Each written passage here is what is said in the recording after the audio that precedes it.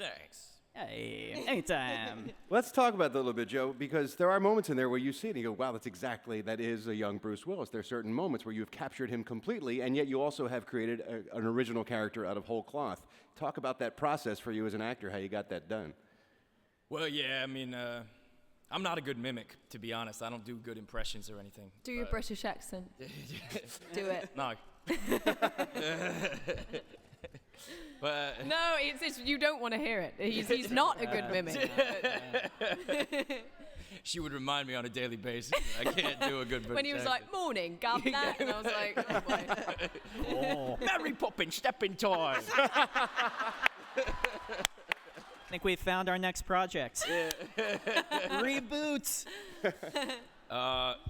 Yeah, I didn't think an impersonation would be appropriate anyway. It would sort of just be distracting. So I just, try to internalize him, I guess, and do something that made sense to me and felt real. I watched all his movies on repeat. I took the audio from his movies and put them on my iPod so I could listen to them. Bruce also, he recorded some of my voiceover lines. He recorded himself saying them and sent me the tape so that I could listen to what it would sound like. But really, the most I learned from him, I think, was just hanging out with him. He's a super cool guy. It's too bad he's not here, but because you guys would love him. He's a sweetheart, and he loved this job. He was clearly there to play. And I think, and I'm a fan of his. I've been a fan of his ever since I was a kid, and I think this is one of the coolest things he's done in a long time. And yeah, it was just a pleasure all around. Rian, you mentioned you wrote the role with Joe in mind. What was it about him that said to you, he's the Looper? Well, really, it was just I wanted to work with my good friend.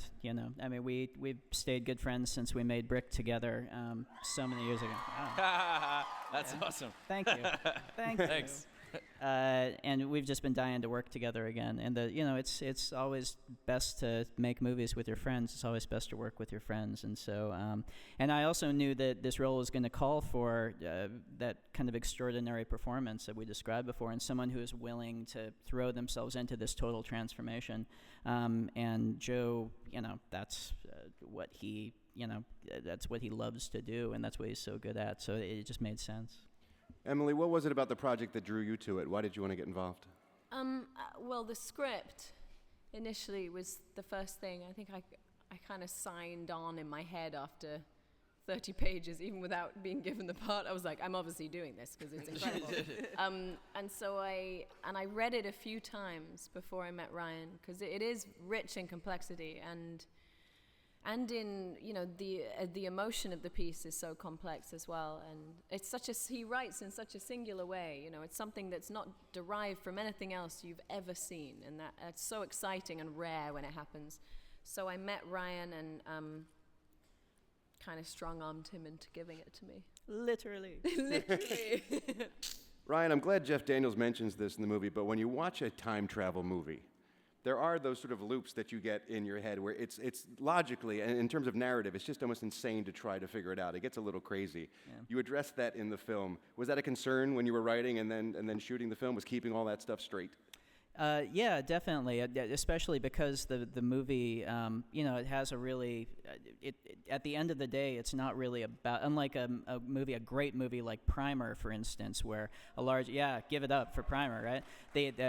A large part of the joy of that movie is digging into the complexity of all the time travel. This movie is not that. In this movie, my model for how to use time travel was very much like the first Terminator. It's a very different film than the first Terminator, but time travel sets up this situation with these characters and then gets out of the way. Gotcha. And it's really about the situation and these people dealing with it for the rest of the movie that drives it.